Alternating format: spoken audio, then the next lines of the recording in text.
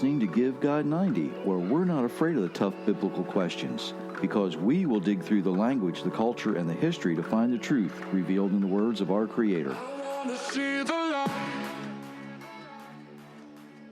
Hello, everyone. Thank you for being with us or letting us be with you, however it works. I am being closely monitored and supervised. Yes, you are. Hello, everyone. Thanks for joining us tonight. And I probably need it.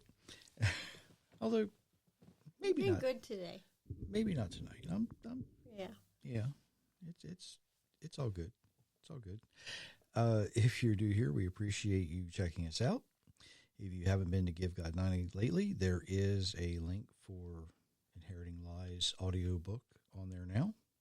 It should be active and it should work. At least it did when I tested it. So hopefully it works.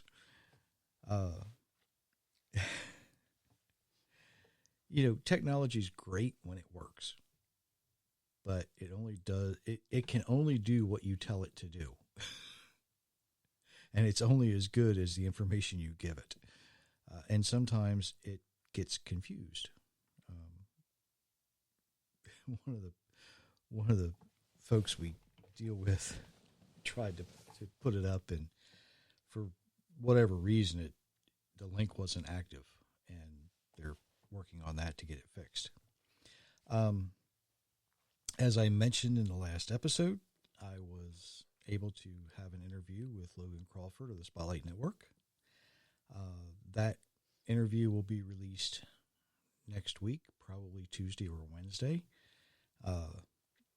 So you'll have a chance to see it. I'll post a link to it on givegod90.com as well. And I'll also, I'm laughing because Myra's more excited about it than I am. I'll also post a link on MeWe and Torah Network for your convenience for the folks who are part of that. It will also most likely wind up on Messianic Delaware's website if you want to get it from there. I think the interview went very well. If you get a chance to see it, you might get a chance to see Logan Crawford, be a little surprised at what I say, even though he's a professional and he's not supposed to be surprised at anything.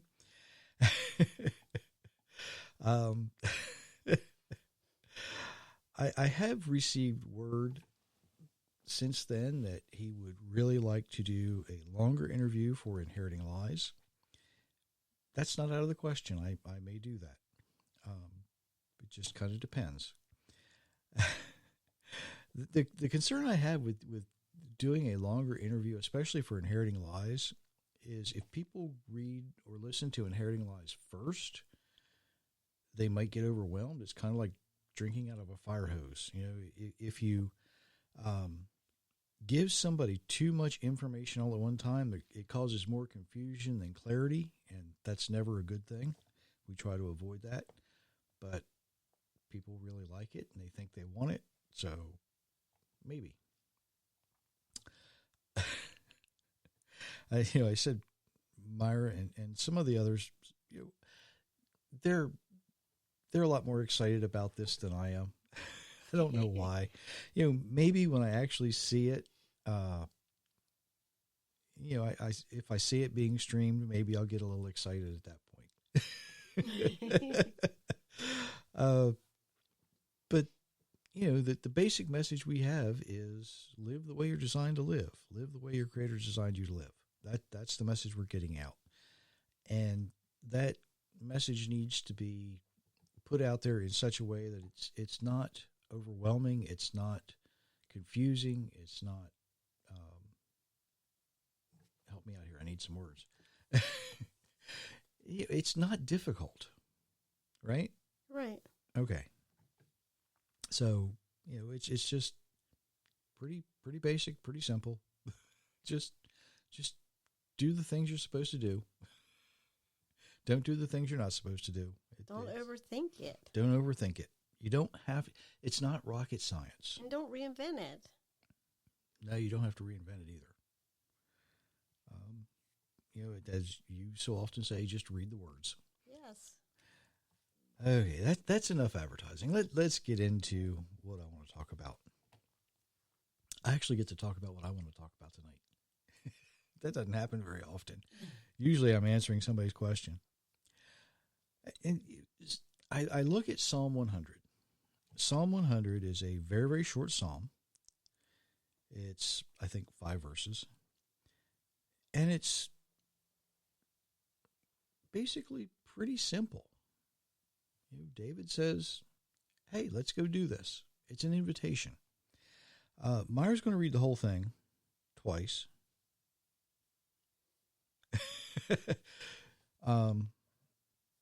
Well, you'll see. Just go ahead and read that if you would. Shout to the Lord, all the earth. Serve the Lord with joy. Come before him with singing. Know that the Lord is God. He made us, and we belong to him. We are his people, the sheep he tends.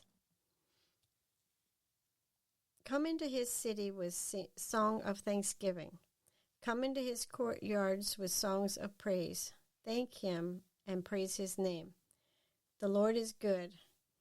His love continues forever. His loyalty continues from now on. Psalms 100, International Children's Bible. Shout to Jehovah, all the earth.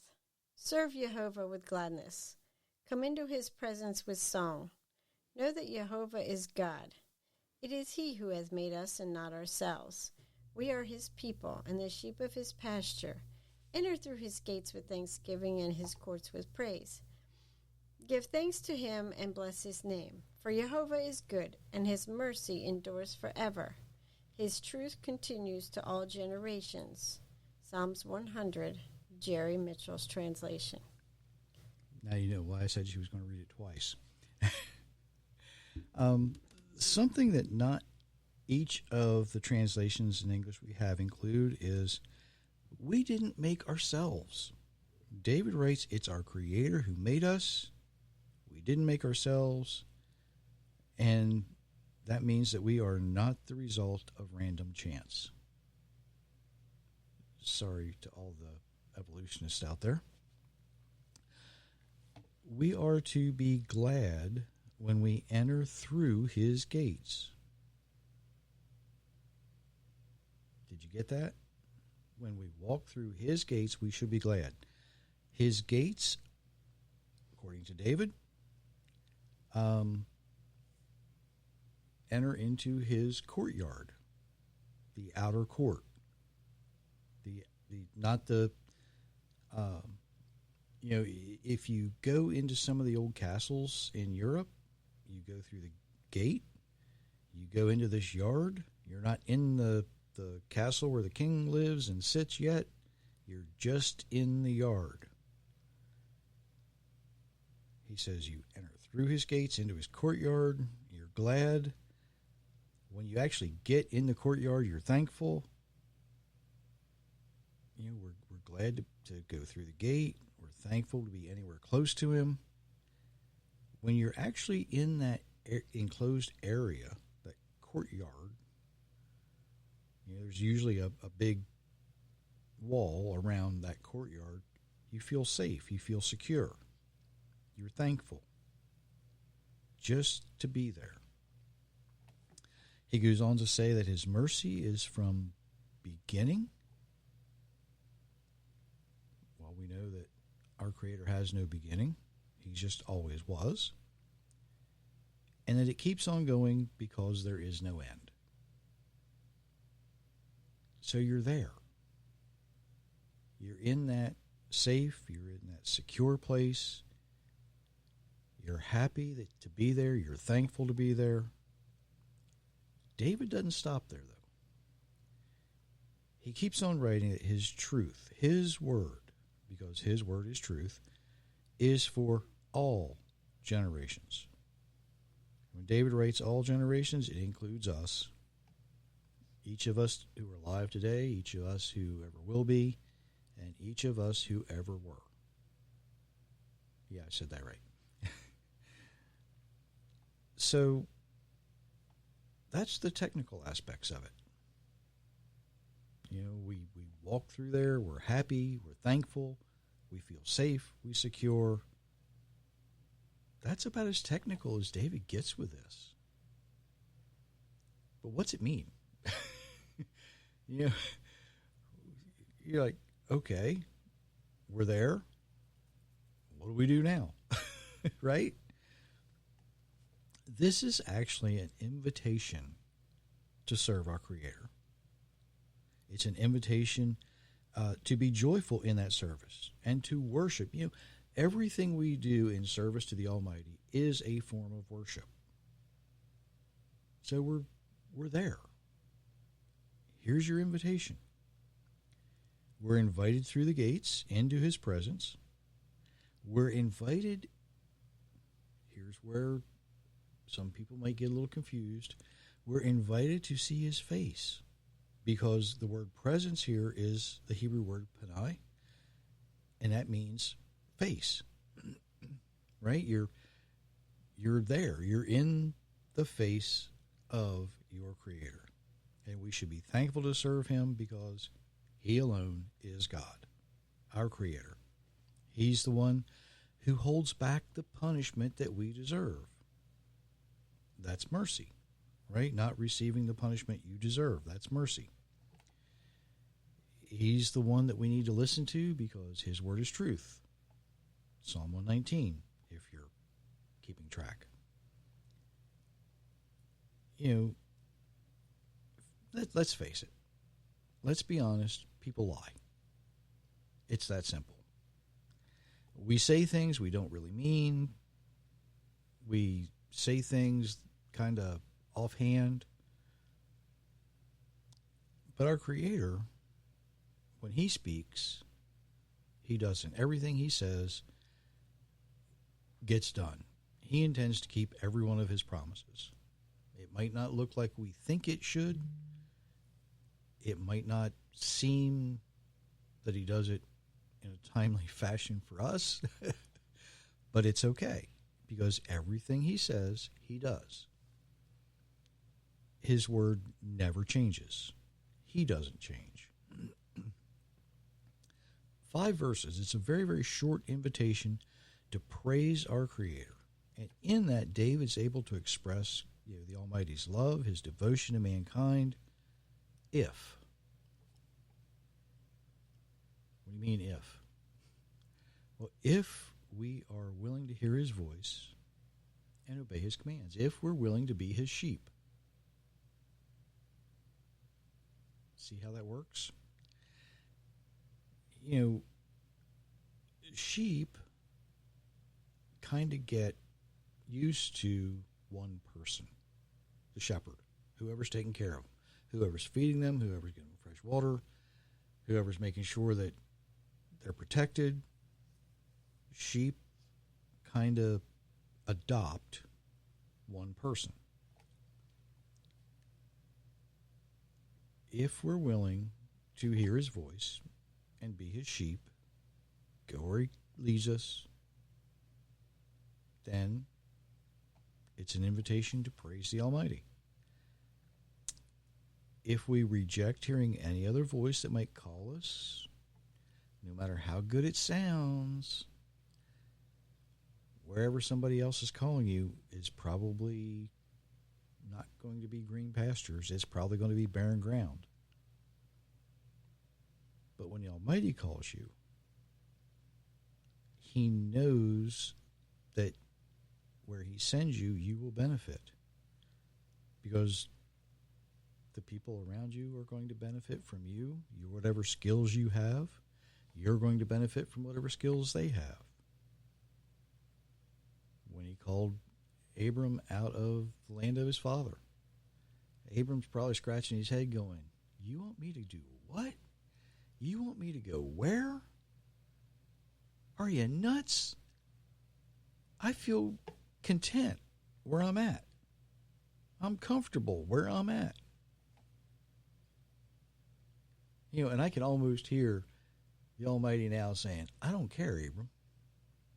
If you'll do this, I'll show you a better way. Just come over here. Just go where I'm showing you. Abram's, he decided to do it. And look at how well he turned out.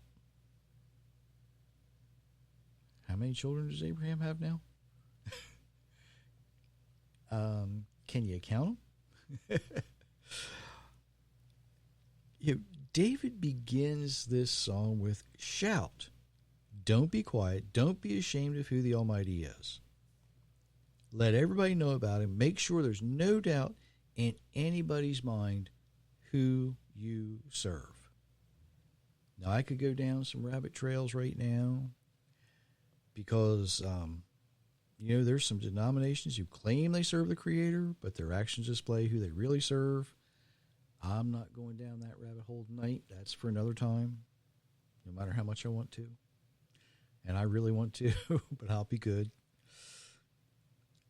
I want to concentrate for a moment on the invitation to serve, to praise, to worship the Creator of heaven and earth and everything else.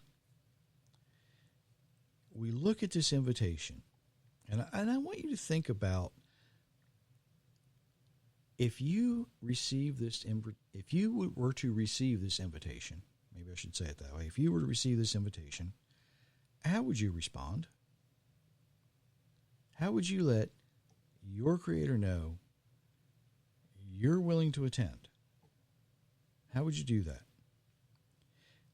If you received this invitation, would you respond? There's a good question.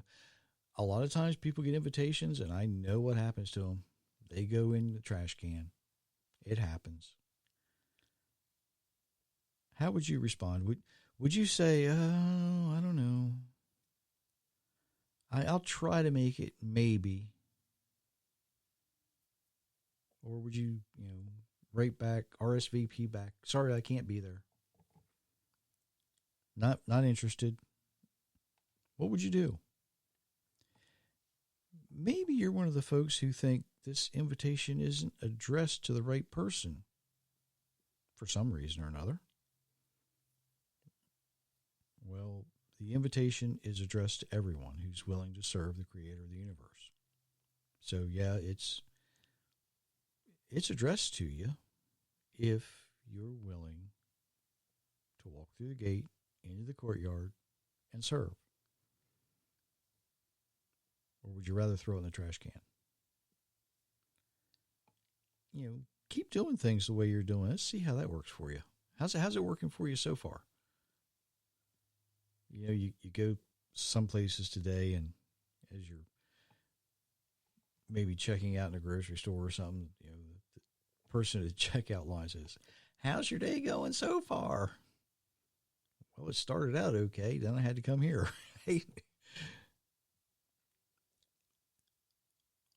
What are you willing to do? How are you going to respond?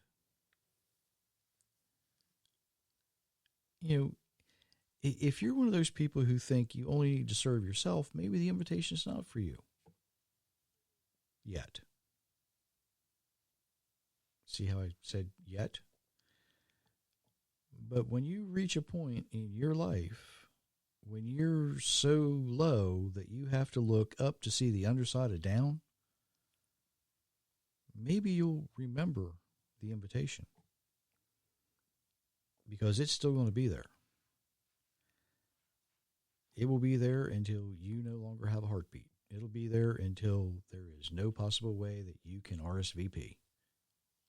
It'll be there until you no longer have the chance to accept it because at that point it's going to be too late. I used to work for somebody whose wife would say, the secret is living the way you want to live until the day before you die and then repent. There's a problem with that because nobody knows when that day is. You have no way of knowing. Myra used to work in the hospital, and there was people that would come in there at 11 o'clock or so in the morning, and they were alert, talkative, everything's going fine other than they didn't feel good, and a few hours later, they were no longer part of this earth. Maybe you think this invitation I just don't have anything to wear to this party. I don't know. I can't afford a new outfit. I don't want to change. I don't want to get cleaned up for this. Well, maybe this invitation is saying it's time to get cleaned up. If you're one of the folks who thinks, I'm just going to throw this invitation in the trash, I hope you're thinking about digging it out. And I hope you're going to send it back with, I'll be there and I can't wait. I'd like to be able to walk through those gates into that courtyard that is going to be immaculate. David's invitation to walk through the gates that lead to that courtyard can't be expressed in any language we have on earth today. This invitation is not to heaven. This invitation is to serve. It's to serve our Creator right here, right now. To use the skills that you have been given, not so much to benefit yourself, but to benefit the people around you. And they're going to do the same thing so that whatever they do benefits you. That's the way the Almighty works. He doesn't really think about, well, I shouldn't say it that way. He's not as concerned with you benefiting you as you benefiting others and others benefiting you. Did I say that right? Maybe. You look confused. The Almighty's plan is not for us to benefit ourselves. When we benefit the people around us, and they benefit the people around them, if you're close to them, then you wind up being benefited just by being around somebody else. Is that a better way to say it? Okay. So what's your response going to be? How are you going to RSVP? What are you going to do? What are you going to choose? Excuse me. This invitation has been put out there a long time ago. And this invitation is still available. If you're living, breathing, it's waiting for you. What are you going to do? It's a very, very short psalm, a very easy psalm, and it is a very important psalm as well. It's an invitation to serve. It's an invitation to take action. How are you going to RSVP? What's your response going to be? Hopefully, I'll be there with bells on, or whatever the saying is. Hopefully that's what it is. However you respond, don't throw it away. It's too important. So until Monday. Till Monday. We wish you many, many blessings, everyone.